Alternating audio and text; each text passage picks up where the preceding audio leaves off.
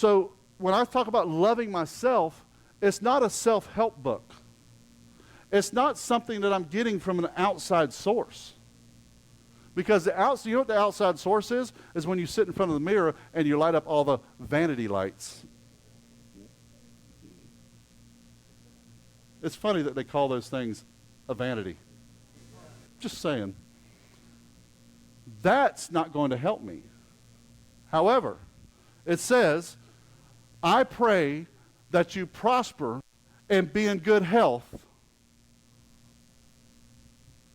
physically, just as I know your soul prospers spiritually.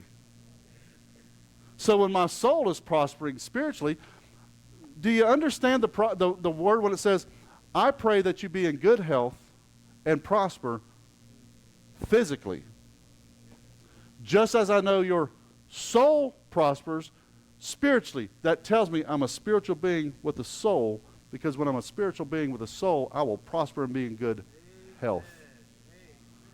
When my spirit is prospering, my soul is prospering, I want to be in good health. Amen? I don't identify with the sickness more than I identify. And I know this is hard, because how many people in here has been through sickness or dealing with it right now? I told you before, there was a time I stood there for how many months? Maybe a year.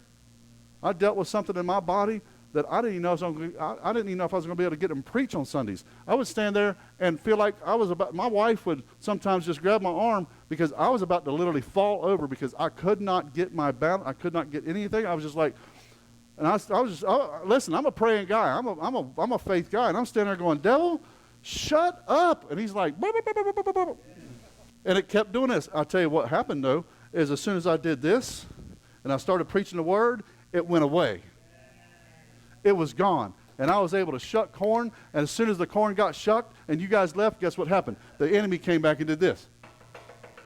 And did that, and did that. And there came a time where I said, you know what? I'm not dealing with this anymore.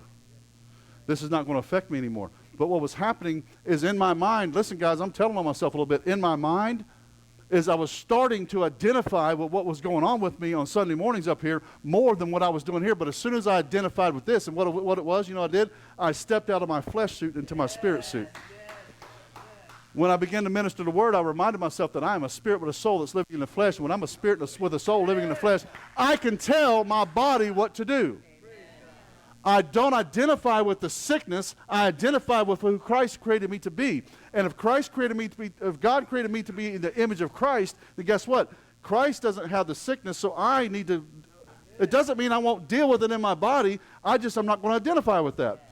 So I tell the same thing to sickness. I look at the sickness and say, listen, I'm not going to identify you, because my identity's been changed, because he made him who knew no sin to become sin, that I might become the righteousness of God. The righteousness of God is not self-righteous, and it's not tucked into the slavery of sin, because I've been taken out of that tree and grafted into this tree. Man, I could